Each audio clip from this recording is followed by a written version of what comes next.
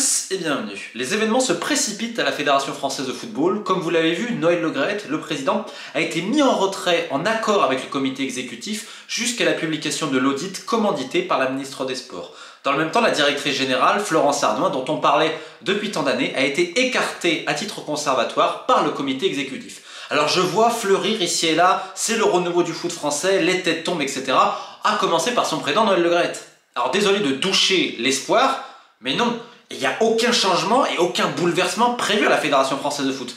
On assiste actuellement à une bataille des tranchées et de lutte pour récupérer le pouvoir exceptionnel avec un homme qui n'a pas encore dit son dernier mot. Et cet homme, c'est Noël Le Graët. En effet, on entend qu'il est fini, mais non. Et on va réexpliquer. Premièrement, je rappelle que Bernard Laporte, président de la Fédération de rugby, a été condamné. Il a fait appel de cela. Il est toujours en poste. Donc Noël Le Graët n'arrête pas de dire, mais attendez, Laporte, il a été condamné, il fait appel, il est toujours là. Je rappelle que Noël Le Graët, actuellement, il n'y a rien pénalement contre lui. Il n'y a aucune plainte, rien. Donc, qu'est-ce qui va se passer?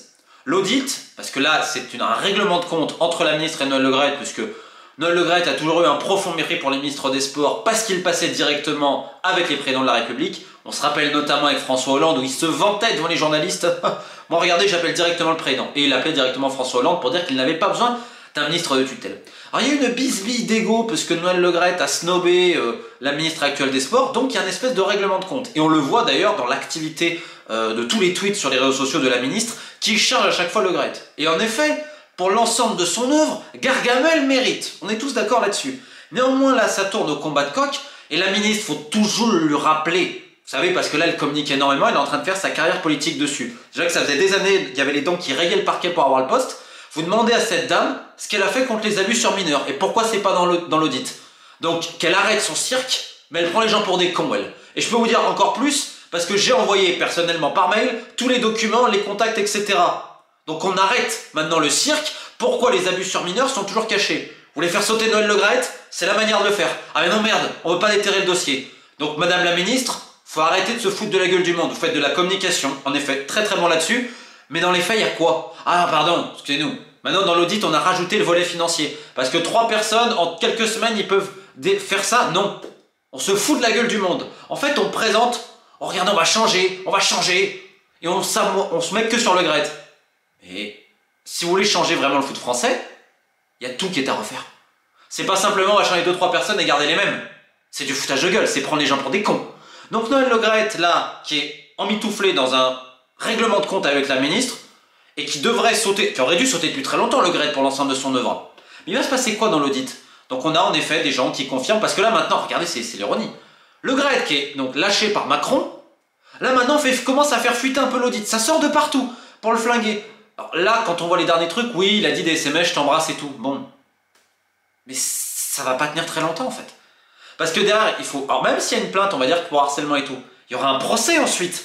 Je rappelle qu'en France, t'as quand même encore la présomption d'innocence. Je le redis, je le répète. Est-ce que Le Graët a eu des propos déplacés et une ambiance sexiste? Oui. Est-ce que c'est Weinstein? Pour le moment en tout cas, il n'y a personne qui a expliqué qu'il a fait un attouchement non consenti ou désiré. Donc, si tu veux faire sauter Le Graët, ben c'est peut-être justement sur tous les délits qu'ils n'ont pas dénoncés sous sa présidence, dont les abus sur mineurs. Ah non, le sujet qu'il ne faut pas toucher. Faut pas toucher. Chut, chut. On se demande bien pourquoi. Peut-être parce que quasiment tout le monde est mouillé, et que si ça sort, bah en effet, on va devoir virer tout le monde. Donc la question, c'est comment dégager Noël Le Graët, sachant qu'en effet, c'est intenable. Donc à terme, on se dit, il va craquer. Mais il veut pas démissionner. Alors non seulement il veut pas démissionner, mais deuxièmement, il veut faire la chasse aux traites. Et il a plus rien à perdre. Hein. Il est sur la fin, c'est quelqu'un qui pense à lui, donc il s'en fout de tout le reste. Là, il y a un truc qui va le tenir, alors non seulement en vie et bien actif, c'est la vengeance. Parce que là, les traîtres, il les attend au tournant. Alors là, je vous le dis, il a déterré la hache. Et il l'a dit hier au comité exécutif, je ne partirai pas tout seul, il ne veut pas partir tout seul, et il va emporter avec lui d'autres personnes. Et donc ça flippe, parce qu'on se dit, mais mince, c'est vrai qu'il a quand même des dossiers un peu sur tout le monde, donc c'est pour ça que là, t'as des gens, ils osent pas trop l'attaquer. Tu vois, ils sont très silencieux, parce qu'ils savent que Le Graët est là, parce qu'il a les casseroles sur les autres. Donc les mecs, il les tient un petit peu, parce que c'est ça, cette fédération. Donc la seule manière, si on veut vraiment l'enlever, il faudrait que le comité exécutif appelle à ce niveau-là, je crois qu'ils ont la majorité, pour convoquer une assemblée générale extraordinaire afin de décider s'il sera destitué ou non. Problème, l'assemblée générale qui vote? Les mêmes mecs qui ont élu Le Graët à 93%. Alors, c'est là où c'est très savoureux, comment la ministre peut presque adouber et féliciter le comité exécutif. Vous savez, les mêmes mecs qui ont couvert les abus sur mineurs. Donc il y en a juste sur Le Graët, d'accord. Alors Le Graët, il mérite de sauter pour l'ensemble de son œuvre, on est d'accord. Mais si on le fait uniquement sauter et que derrière les loups sont en train de se dévorer pour récupérer le pouvoir, ça aurait servi à quoi? Strictement rien. Parce que des Le Graët dans la fédération, on en a parlé dans la dernière vidéo, il y en a plein. Maintenant, la directrice générale, Florence Ardouin, qui avait un plan, on l'a expliqué, d'essayer d'inciter certaines personnes à parler pour flinguer Le Graët au dernier moment, afin d'essayer de sauver sa tête, parce qu'elle savait que depuis des années, ça couve. Des accusations d'harcèlement moral, la culture toxique, les micmacs contre le marketing et tout ça. Bref, Florence Ardouin, c'est elle qui cristallisait toute cette... pas la haine, mais la guerre des clans. C'est-à-dire que Noël Le Graët, on va pas réécrire l'histoire, il a viré des mecs à lui, comme Sam Sanoff, un mec calé, parce qu'il était en conflit avec Ardouin. Il a toujours pris le parti de Florence Ardouin, et personne ne le sait pourquoi, alors que certains lui avaient dit Noël, elle va te trahir au bout. Et ce qui s'est passé, en effet. Donc Florence Ardouin, c'est pas parce que là, elle s'est mise contre Noël Le Graët, pas du tout. C'est qu'elle a une attitude et un problème de management terrible depuis des années et des années. En effet, elle a été très touchée, elle a été admise à l'hôpital, donc on lui souhaite un bon rétablissement à ce niveau-là, mais les casseroles de la gestion, mais elles étaient immenses, et donc le comité exécutif, qui n'était pas vraiment pour elle, elle avait que quelques soutiens, a décidé de sa mise à l'écart temporaire. Sauf que vous croyez qu'elle va en rester là aussi? Alors, pas directement, mais en utilisant quelques personnes proches, etc. Je pense notamment à une journaliste qui appelle pas mal de personnes, notamment des femmes. Non mais faut que tu parles sur Noël, faut que tu parles sur Noël, etc. Parce qu'en fait, on envoie les gens au feu. Hein. Nous, on reste bien planqués, on envoie les gens au feu. Florence Ardouin, d'ailleurs, qui, après les déclarations ahurissantes de Noël Le Graët sur Zinedine Zidane, envoyait des MDR avec plein de smileys hein, par WhatsApp et tout. Donc là, c'était... Ah oui, faut préciser. Il y en a qui faisaient la fête des déclarations de Noël Le Graët. Hein, parce que comme ça, ils disaient on va avoir le pouvoir, on va avoir le pouvoir. Ne sous-estimez pas Noël Le Graët. Il a bâti un système qui existait déjà sur le culte du silence et des dossiers. Pour comprendre la Fédération française, c'est que tout le monde a des dossiers sur tout le monde. Vous allez me dire, ça ressemble à plein d'autres milieux. Petite différence. Et ça, Florence Ardouin l'expliquait. On a viré des gens à la Fédé, parce que Dieu en avait peur, parce qu'ils avaient des compétences, ça c'est le premier point. Et le deuxième point, c'est qu'on n'avait pas de dossier sur eux. Pas de dossier sur toi, on peut pas te tenir, t'es une menace. Alors, on est au-delà du milieu criminel et mafieux, on est dans la définition comme telle, et la Fédération française de foot devrait être traitée comme cela par la justice française. C'est-à-dire que Le Graët et tous les autres, tac, ils ont des dossiers. Et au début, je comprenais pas, je me dis, mais pourquoi on met autant de personnes peu compétentes avec des dossiers, on les promotionne? Eh ben, déjà, on promotionne des mecs pas trop compétents parce que ce ne sont pas des menaces pour nous, et deuxièmement, parce qu'on les tient. Erwan Le Prévost, 2014, à la Coupe du Monde, on est obligé de l'exfiltrer parce que les joueurs veulent le tabasser à cause de ce qui est passé vis-à-vis des familles. Je laisse les joueurs et les familles de l'époque en parler, vous allez voir, c'est terrible. On promet une enquête. Finalement, il n'y a rien. Le mec, qu'est-ce qui se passe? Il devient responsable, directeur de la Coupe du Monde féminine. Et maintenant, il est chef de cabinet. Alors certes, c'est un ami de soirée de Noël Le Graët, mais le mec obtient des promotions. Latronico, l'un des adjoints de Florence Ardouin, il est au marketing. T'as une histoire d'un site internet à 300 000 balles, alors... Mais oui, mettons 300 000 € pour faire un site avec une appli, je sais pas trop quoi. Le truc à peine fonctionnel, alors ça commence à gueuler en interne et tout. Bon, on dit qu'il a un peu la faute, bah on va le déplacer ailleurs. Hop, responsable de Clairefontaine. C'est ce fameux homme qui a dit « Il y a 3 choses dans la vie, il y a le sexe, l'argent et le pouvoir !» Que certains ont dit « Il y a quand même le foot pour nous. » Non, non, non, non. Donc c'est ce monsieur-là. Hop, on déplace. Brigitte Henriquez, on rappelle dans le dossier Rougeasse et tout ça. Elle a jamais rien dit, elle a tout couvert, elle est en charge du foot féminin. On l'a mis vice-présidente de la Fédé et maintenant patronne du comité olympique français. Parce qu'on a des dossiers sur elle. Elle ne peut pas bouger, non, et vu ce qui s'est passé. Et regardez là ce qui est en train de se... Vous voyez un autre homme arriver. Monsieur Borghini, membre du comité exécutif. Vous savez, ce même mec qui a signé le PV pour Daniel Galletti, notre fameux arbitre qui demandait des prestations sexuelles tarifées avec des mineurs et que la Fédé a dit oh, on vire, mais aucun mot, pas d'article 40 et tout. Donc lui, il est grillé. Il y a ce dossier-là. Il peut pas bouger une oreille réellement, Borghini. Il peut pas aller trop contre Noël parce qu'on va lui foutre ce dossier dans la gueule. Il est KO. Dans un pays qui marche, monsieur Borghini et tout le comité exécutif, ils sont tous mis en examen. Et donc là, vous l'entendez. Et bouffi d'orgueil, hein, vous les avez vus tous. Là, ils se sentent plus.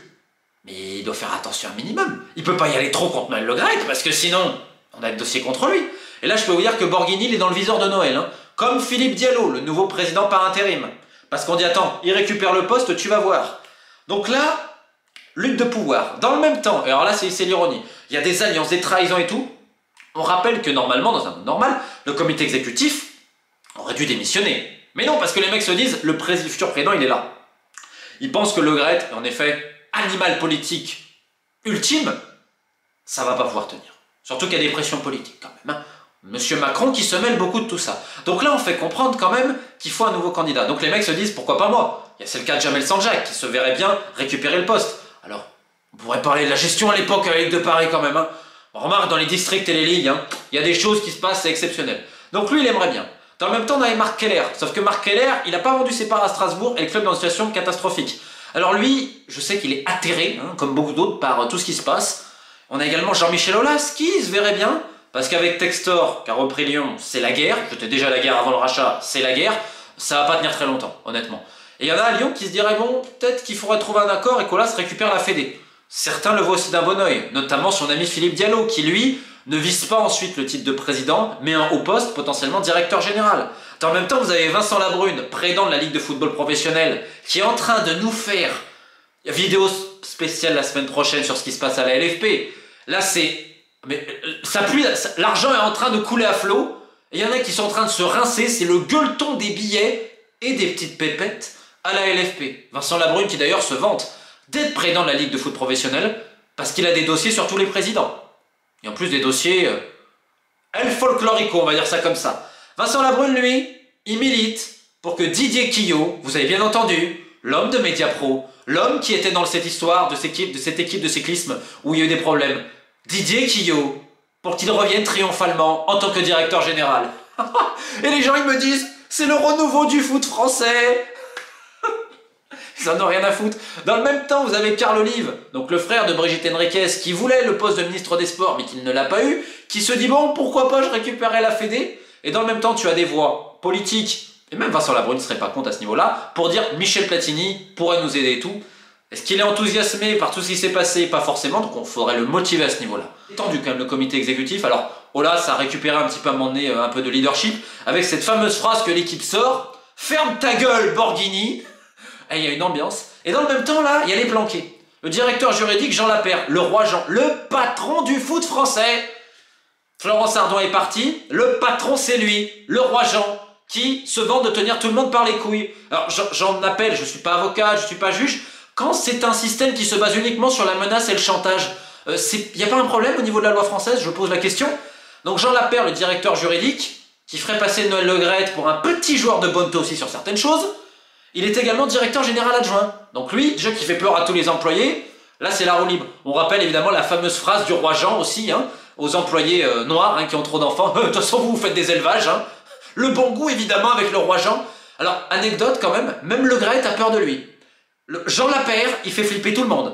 C'est-à-dire qu'à l'époque, il voulait être poste de directeur général. Finalement, c'est Florence Ardouin qui l'a. Il y a une guerre terrible entre les deux au début. Ardouin va demander la tête de Jean Lapère à Le Graët et Le Graët lui dit Florence, je peux virer tout le monde mais pas lui, vous le touchez pas. Non, tellement le mec a des dossiers sur tout le monde, même himself Dark Vador Le Graët, il s'incline devant Jean Lapère. Donc arrêtez de vous concentrer que sur le comité exécutif. Le premier mec, si on veut changer le foot français, c'est le directeur juridique Jean Lapère, l'homme des dossiers. Mais il n'y a pas que lui. Le directeur financier, Monsieur Varin, comment il reste? Monsieur Latronico, le directeur de Clairefontaine, et ses histoires de site internet et de marketing. Donc faut arrêter de se foutre de la gueule du monde. C'est soit on va en profondeur, soit allez, on va essayer de changer Le Graët et Madame Arthurin et regardez tout va bien. Mais vous foutez de la gueule de qui? Donc, la seule manière c'est de marteler que Jean Lapère, le directeur juridique, est l'homme qui a pris la décision, que Madame Roujas, virée de Clairefontaine pour abus sur mineur, comme vous l'avez vu sur ce courrier, tout ce qu'on a évoqué, on lui a laissé sa licence d'entraîneur. Au nom de quoi? Alors que dans les statuts, elle pouvait être retirée. C'est Jean Lapère qui a pris cette décision. Et on va me dire que lui, il n'est pas concerné par ces histoires? Il faut arrêter de se foutre de la gueule du monde.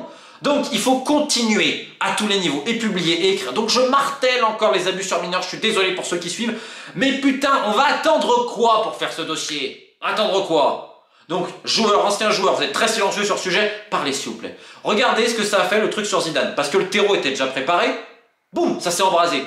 S'il y en a un seul qui parle, je peux vous assurer que enfin politiquement ça va se bouger, et si on veut un renouveau du foot français, s'il va falloir malheureusement mettre les mains dans le cambouis, mettre les mains sur des choses horribles, également au niveau financier, les appels d'offres bidonnés et tout ça, parce qu'il y a trop à faire. Le COMEX, tant qu'il sera encore là, et si le nouveau président reste et vient de ce COMEX-là, il n'y a rien à espérer, parce que les mêmes têtes vont rester, et ce sera le même système. Un système qui prône l'omerta, qui prône la menace, le chantage, et le fait d'avoir des dossiers compromettants les uns sur les autres, qui sont en plus souvent de vie privée. Parce que je peux vous assurer que boulevard de Grenelle, la consommation de sexe tarifé, on connaît bien. Mais bon, ça, est-ce que c'est autorisé par la loi? Tiens, ça aussi. Intéressant. Bref, il y a tellement de dossiers qu'on va continuer le boulot. Keep the faith à tous. Et on se tient au courant très vite.